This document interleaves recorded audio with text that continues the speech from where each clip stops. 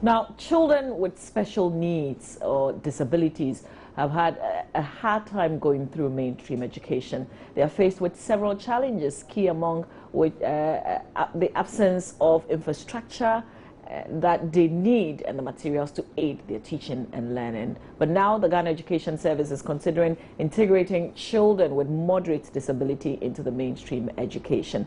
The GES hopes this would create an equal opportunity for children of school-going age in the country. But how can this work, considering the challenges in catering to the needs of children with disability or special needs? So joining me to discuss this matter further is educationist Mr. Anes Hafa. Hello, good morning. Good morning. Good to see you. Yeah, good to see you too. You look good. Thank you. And so do you. It makes two of us. Thank you. So what exists elsewhere? And that is a question. What exists elsewhere is a lot of money to make sure that the teachers, for example, you know, when we talk about disability, there are various kinds. There are children who have a visual impairment, those who have hearing impairment, there are children who have emotional impairments, and those who cannot move. So each one of these is a specialty in itself. So what happens elsewhere is that there are teachers who are primed to begin to locate, to identify those specific needs and look at the severity of it. But it's a very expensive exercise.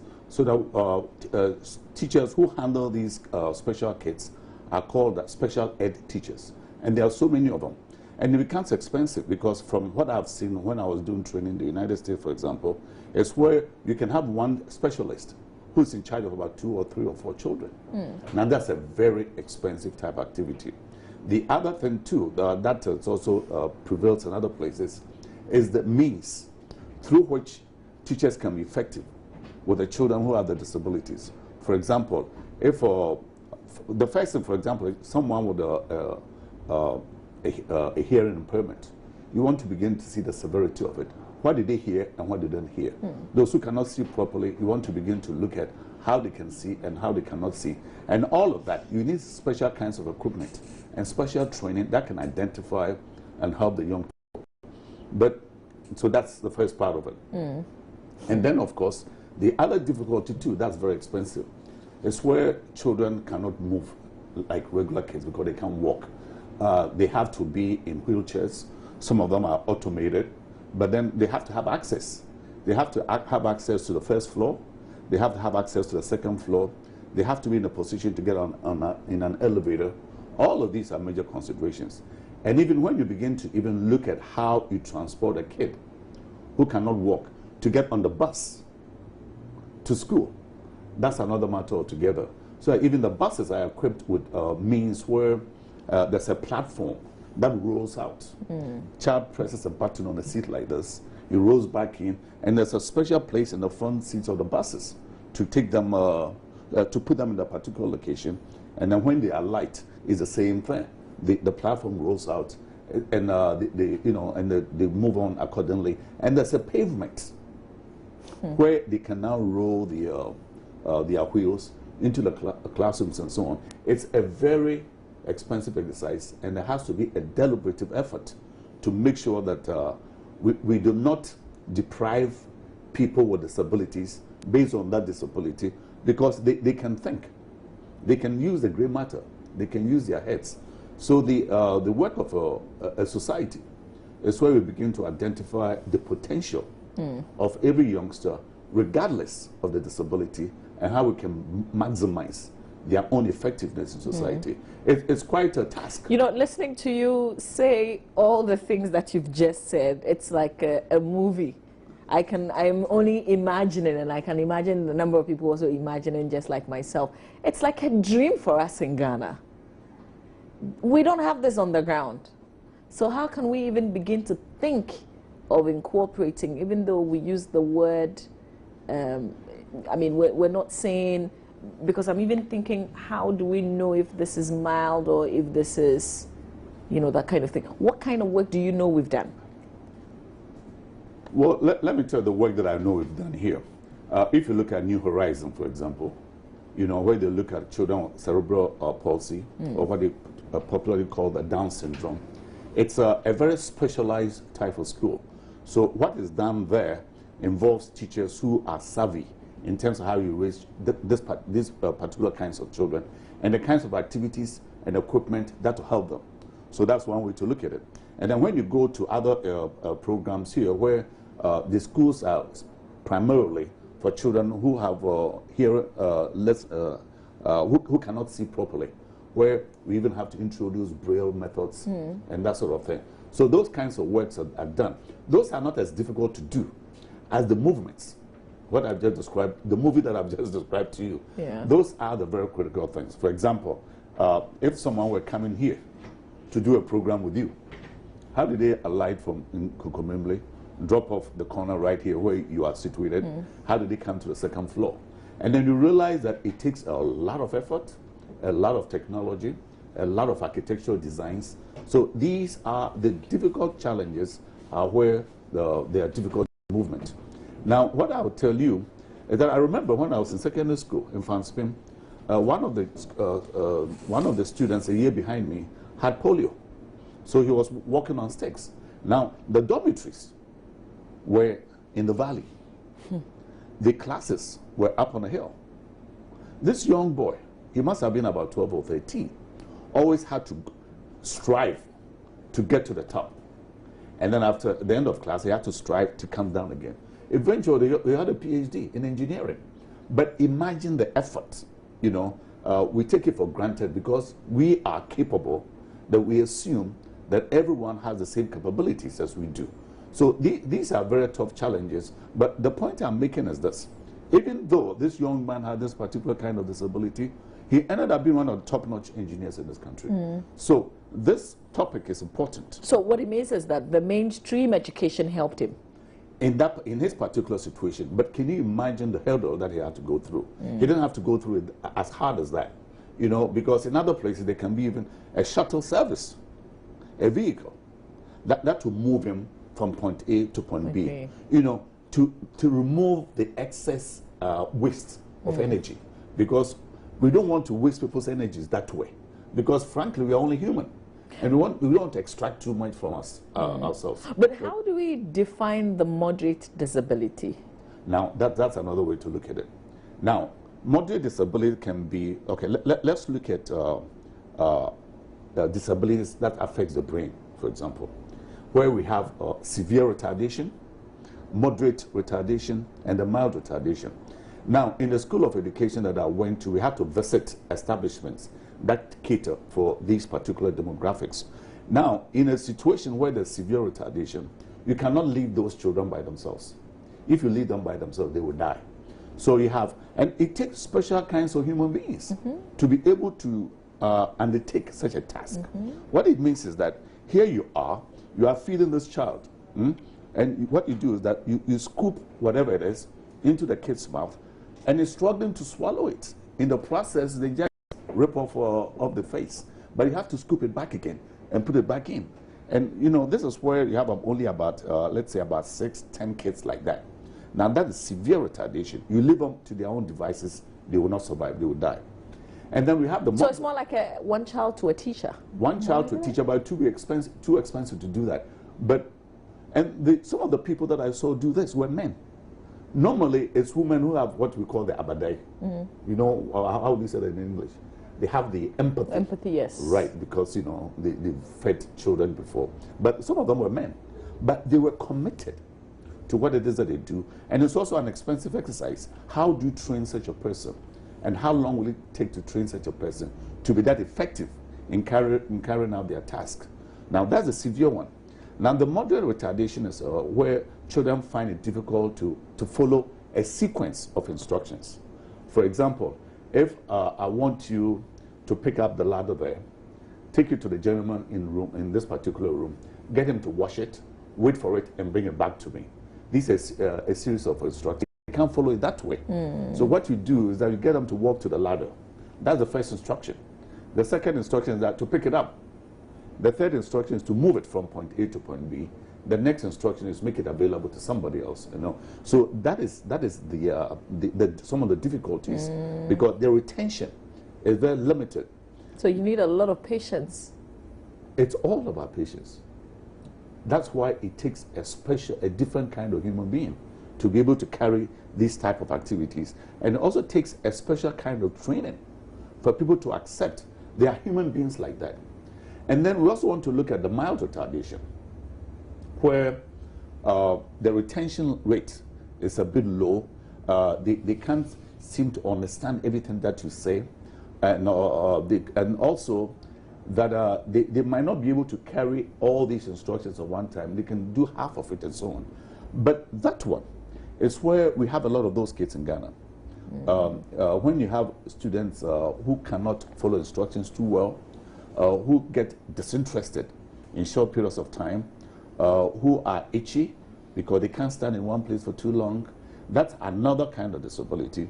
And frankly, people grow up. I mean, I've seen this. I mean, it's like sometimes when you give instructions to someone to come to your house, for example, and you tell them, go up, drive all the way to 9th Avenue or 9th Street, 10 left. After the second house on your right, 10 right. After the second house on your left, 10 left. My gate is the second house on the right. You'll be surprised how many people are unable to follow such an instruction. Yes. But then I've had people come overseas who will be right there after the first instruction. Typically, others will get to, let's say, 9th Street, and then they call you. Yeah. So they say, okay, now, there's a little kiosk there. Have you seen it? Yeah. Okay, now 10 left. Have you seen the second house? 10 right. They'll do that. And then they'll call you again. You know, so all of that, all these are various forms of disabilities, but we don't seem to recognize them. Yeah. But when it becomes national, then we need to begin to understand the caliber of people that we're training in the system and how we are going to raise a society that is going to compete with others that are not that way inclined negatively. So these are the challenges. You know, have we even solved the issue of overpopulation? That we have too many kids as it is now in one classroom? Because how many teachers are we going to dedicate to the classes, for instance, if we have children with moderate disability as we defined it? That is one of the most difficult things for any teacher in this country. You know, when you tell teachers to work hard, I want to understand what hard means, you know, because you might have, the question is this, you have, let's say 30, you have 30 children in a classroom. The question I will ask you is, who are they? That's the first order of business. Some don't see as well as you do. Some might not see the colors as you do. Some might not hear as well as you do. Some cannot sit for long periods of time. So these are all different kinds of human beings together, you know. So typical like that, we call that we have a heterogeneous type situation in typical classrooms where everybody's needs are different. So how are you going to have one teacher navigate through that process? It's one of the most tedious things that we can do. So there are always types of courses or types of teaching arrangements, instructional strategies that can identify the kind of people, the kind of young people that you have, and the kind of teams that you want to set up, so that each team enhances a certain appropriateness for the particular groups. And there are times when you mix them up that way. But it's a very challenging activity. And again, when you even look at the BEC results, and you begin to look at the kind of failures that we have, you know, there's something that we call a formative assessment. How come they are failing at that particular rate? Who are the typical kids who are failing in mathematics, in science, in English? We need to look at the demographics and through a formative assessment. But here what we do is that we use what we call punitive assessments, that you failed and that's the end of it. You can't go here. But to find out exactly how people fail and exactly how people pass, those are the challenges of a country like Ghana now, because others have gone beyond that. So again, back to the question where you have a heterogeneous group in a classroom with one teacher, where as someone is speaking, the others cannot even spend 30 seconds to listen because they are not that way inclined. And then it's time for someone else to speak, where the words that are coming out are funny. So other children are laughing at him or her. These are the difficulties that we have in typical classrooms. You know, we're told that the special units with the Ghana Education Service, they are right now on a sensitization tour on guidelines to implement this. I want to ask you, how do we go about this? Because we have a lot of issues already. Is this even something to consider at this point? Well, we have to consider, we have to be sensitive to the needs of young people. But then, many times in Ghana, you know, when we start projects like this, like a one-day wonder, you know, we go through the system as a matter of routine because it's written somewhere that these things have to be done. But can we continue? That is the point. Do we continue? And then even to continue, you need particular people who are supervisors, not supervisors in a monitoring type of roles. They are supervisors in supportive types of roles. Here, what I've noticed in our culture here is that when people are in position to supervise, all they go is to point fingers and that sort of thing. But they have to be active in helping the young teachers or even in helping the people who have the so-called training. So it has to be a collaborative effort. I tend to get disappointed where results come and say they couldn't do this, they couldn't do this, they couldn't do that. And the question I ask is, were you able to help them to do these things that you majestically tell us they are incapable of performing? These are the challenges. Are you saying when the child fails, it's a reflection of the job of the teacher? Invariably it is. The question is that who failed the child? You see? Now, you can have a child who failed in a particular kind of class or a particular kind of school, move that same child, change their environment, change their exposure, and they will succeed. So the question, what happens in the process? These are the larger questions that we have to begin to understand. For example, when you look at some of the districts that perform poorly in BEC results, I don't want to mention the regions, but take those same kids to another region, to a different school, and see how they perform. You know, there are all kinds of factors that have to be taken into consideration. One will be the physical environment itself, and typically, do they have toilets where they want to go? All of these help with the cognitive abilities, especially girls. They're in the period. How can they assess themselves properly? Is there water? You know, are there the sanitary towels and so on? If you are engrossed in thinking about these very basic needs, man, tell me, how are you going to go to classroom and develop yourself cognitively, do the math problems, do presentations, and that sort of thing, when your human needs surpass these intellectual needs? These are the challenges that we have. You know, when a place where I went to a public school, but I would never take my own children to a public school today, because, you know, when I was in school, it was more like a private school in a public institution. The whole mindset was different. We were thinking like kids were also in a private institution, and when we close, we'll all speak the same language and work with them and things like that. But things are different today. Things are different. Infrastructure continues to be a big issue in the public schools. Can we just copy what the private people are doing? That's what we're supposed to do. I remember in the beginning, from the 1996, I used to talk about my experiences outside the country and that sort of thing. Those same experiences that are beneficial are here now. I mean, if you go to school like St. Martin de Porres, it's as international as you can get. If you were to go to Faith Montessori, right here at Bawe, or if you were to go to, let's say, Morning Star. Mention Alcid. And Alcid and so on. I mean, one of the kids that won the CTFM program that I did. The Right Away contest. The Right Away contest last year from your alma mater. Is that where it came from? No. So why do you want to make me like that? Because that's where my kid is. Yay! Okay, but so you get the idea. The exposure, the environment is very important. But then, again, back to your question again. Why, and I don't understand this, why are public schools still sitting in dust? I can't understand it. Why do we still not have toilet facilities for children in the public schools? Right here in Accra. I don't understand it. And then I remember there was a training that I was doing last week, a place in Dodoa. One of the, you'll be surprised what one of the teachers told me. He said, look, there are a lot of people who don't see it that way because they themselves were deprived of toilet facilities. So it seems normal to them. No. I thought if you didn't get it, that's the more reason you should be pushing for others to have it.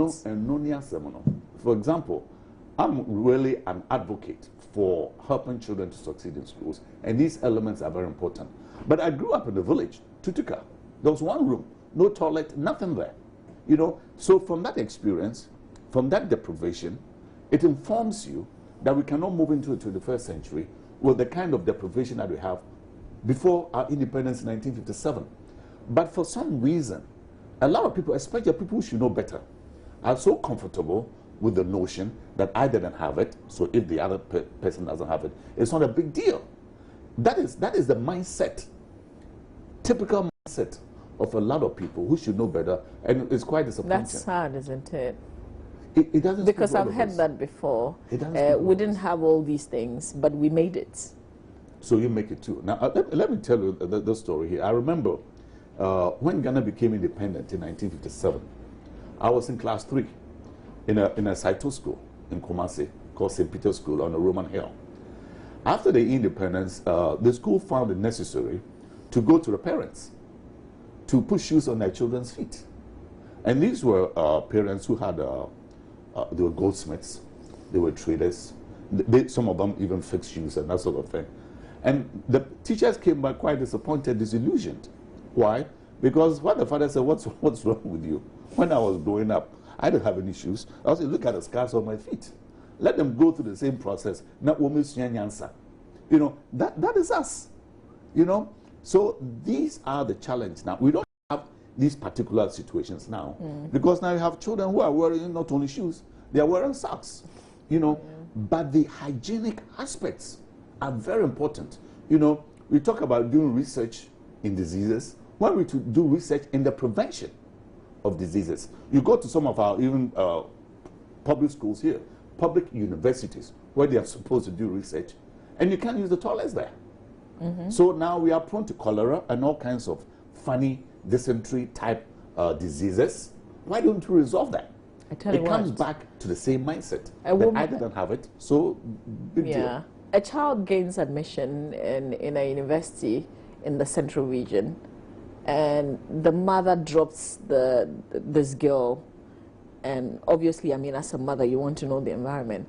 And she comes back and she's like, I can't believe my child is in that environment. I mean, I wish I could build a toilet for her to use. So infrastructure continues to be a big problem. I'm just wondering how this will become a reality, because, you know, once we've decided to do something, we even put money on the side, even though that money we probably wouldn't get it, but we would budget for it. The release is another issue. Should we, because, you know, they're going out and sensitizing, should we agree to this, or we should tell them, hold on, fix all the infrastructure issues first? You know what they say, Malcolm X, he said, when you identify the problem, 50% of it is resolved. The first thing we have to do, and we haven't identified it yet, is that go to a school in Kokomemne right now, where you are, and look at the toilet facilities there. So we have to agree that we need to build toilets here. It's not a big deal to build toilets because there are people who have 5 toilets in their bathrooms.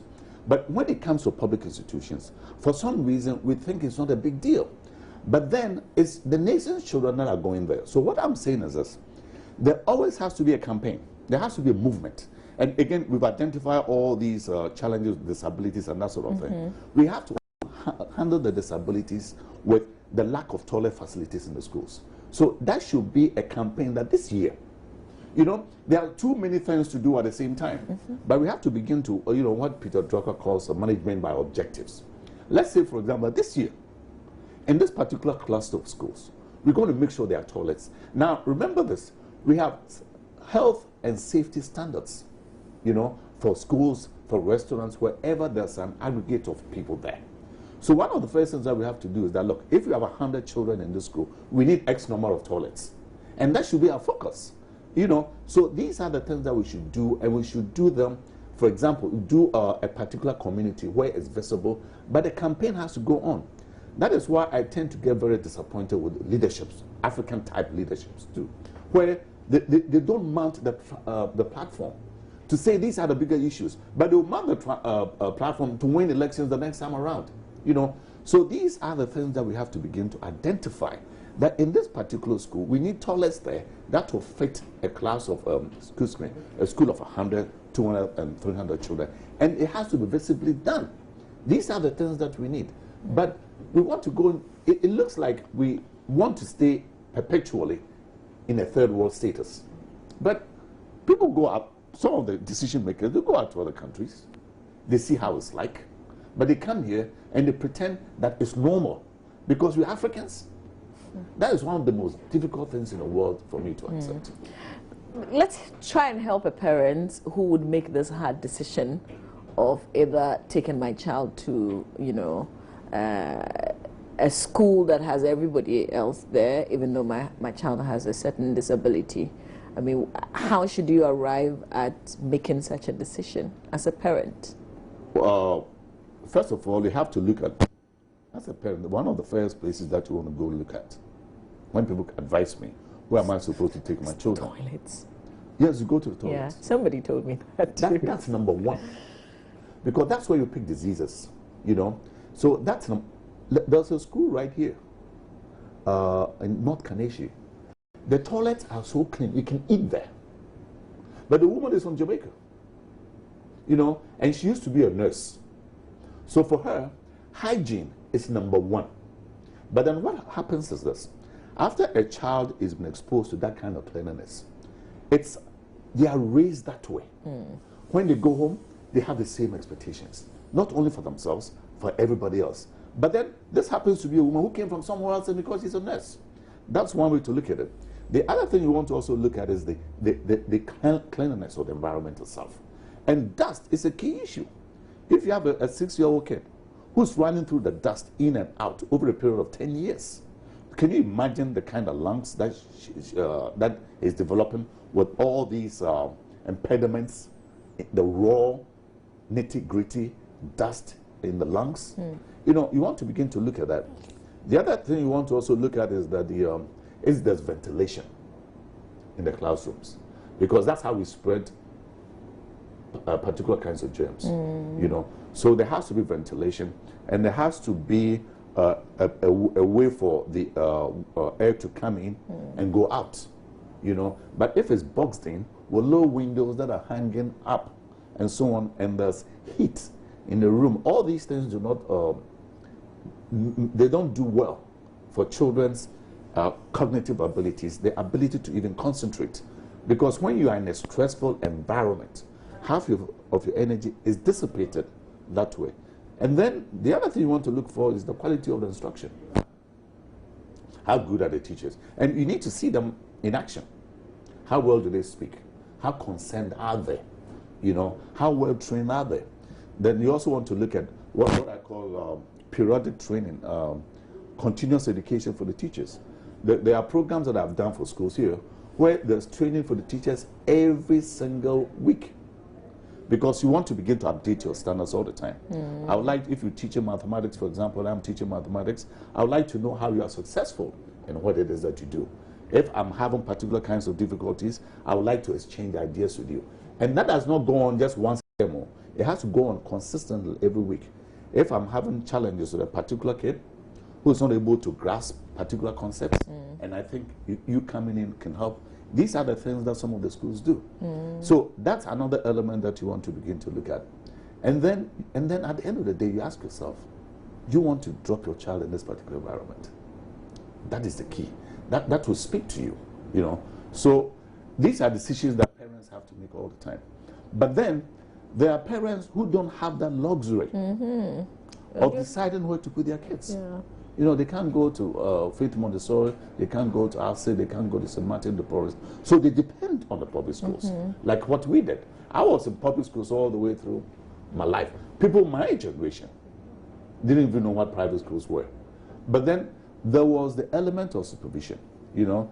And then even though there were not toilets then, for some reason, instruction was going on. But now, again, I look at the primary school that I went to, even in middle school, there were no toilets, you know. It was when I went to Fanspen that there was some decent kinds of toilets when we had water. If there's no water, then you have to pile it on someone else's pile, you know. And these kinds of things in the 21st century is a big no-no, you know. I was at, 2 months ago, I did a tour of some of the schools that I used to go to in the United States. Wherever I've gone, there's an improvement in what was there before. You know, here, when you go back to the school that you went to, there's a deterioration. You know, so what is happening to us? These are the questions. These are the questions that we have to ask. We tend to accept mediocrity, and we think that's the norm, you know. But mediocrity is not the norm. We have to go beyond that, because what I keep saying is this: every public school in this country should be an oasis of excellence. In other words, the deprivation that I had at home, I'm not going to experience the same deprivation in a setting like this. And we are not the only ones who have gone through this.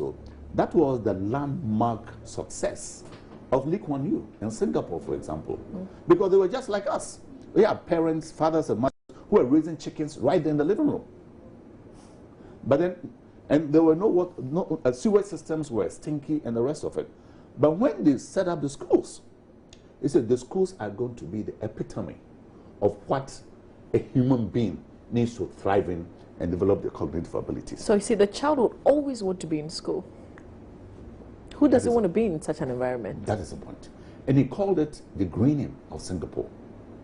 How do we control the dust? How do we develop parks? How do we plant trees? What kind of trees would we use where it doesn't need too much water? They did all that research, you know. But then, like you said, after a kid is gone in that environment and they go home, they want to change home to be like the school. And they can't wait for the dawn so they can come back to a place that is appealing aesthetically. There's some element of beauty in it. These are the challenges that we have. But then others have done it.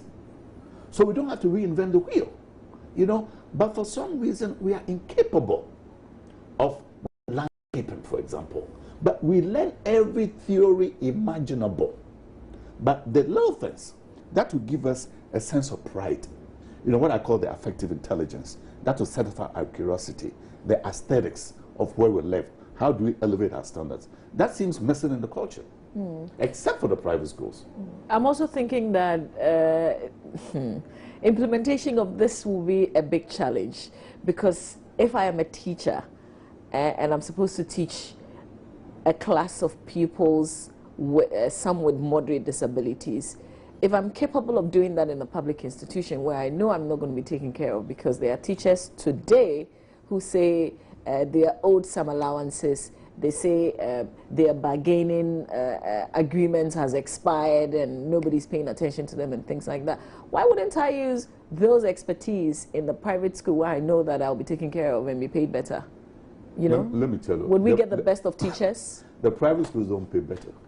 I can tell you that right now. Well, I mean, if you compare. The private schools don't pay better. What are they doing differently? But you know, the pride of place. That at least when I go to this private school, I mean, when I go to do training, I do training in all sorts of places. But if I have to go to this particular bathroom, next time around, coming to do the training in the same place, I get a bit apprehensive.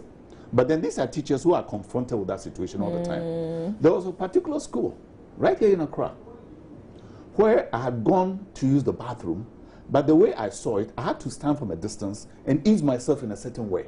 But then I saw a kid. Oh. You want me to continue? No.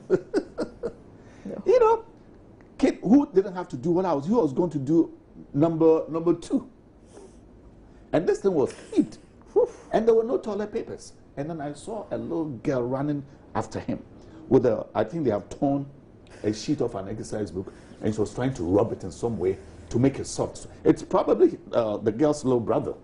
I mean, this is 21st century Ghana. Why? Why? It's painful. What do you guys have to do? Because you guys have the mouthpiece. Is to go and visit some of these. Forget about all the other stuff, because the toilets are for everybody, and begin to look at the nature of the toilets. There was a program that I did with GBC. I shine my particular schools in the Volta region, Cape Coast, and a couple of places. The focus was on toilets, you know. And then before you get there, you have to skip like a minefield. Have things changed in those places that you visited? Well, because of the exposure, others came in to help. You see, that's why it's that important. The others started donating things. Okay. Because when you see this thing, like the household will say, Yagani, you begin to see that, my goodness. You know, you heard of the writer Ernest Hemingway. The what? A writer by the name of Ernest Hemingway. Yes. What he said is this: no intelligent man can be happy. No intelligent man can be happy. How do you see a situation like this for children? And here you are in the comfort and luxury of your own home, just thinking about yourself. When you can extend yourself to others who are less fortunate than you are, is that it becomes a community effort. So now back to your question again, did it make a difference? Yes. Again, we also want to begin to look at social and corporate responsibility of particular kinds of organizations. These are our challenges. Can we come to help? These days, when you look at the management of schools, it's not only the teaching of the subject-verb agreements. You want to even begin to manage the environment and look at those who can help you to get things done. You start off with those who are there already. I call that the manpower. It goes back to when I was in class 1. In the village, we grew our own hedges. We grew our own flowers. Now, after you've grown it, you have a pride of ownership. You are not going to destroy it. So part of the learning itself is where you help young people to even do the landscaping of where they are. How do we even harvest rainwater? You see, these are the little things that we need to do all the time. Yeah, we'll see how this one goes. We'll be following up closely. I'm interested in it. And then we'll think about how we can take on the toilet projects. But thank you for I'm going to be responsible for this. I'm going to block it in my calendar. I said, we'll see how, yes, I'll talk to my producer. Yes, you have to do something. And I wouldn't mind helping you to do this. Okay. Because it's everybody's corporate responsibility. You guys have the pictures. Yes. So you can show it in living color. Sure. In terms of the challenges. Don't go beyond the boundaries of Accra. Kokomlemle. Okay, so Kokomlemle is our test case. That's right. Because I'm telling others to do it in their areas too. Okay. So that the next time I come, you and I will go there with the cameras. Say, as a result of me waking me up this morning to come here, this is the result of it. Okay, sure. Thank you so much. Do you have your guarantee on this one? Yes, I do. Thank you for your time. Right. Mr. Anes, my guest on this. Stay with us. We've got talk coming your way.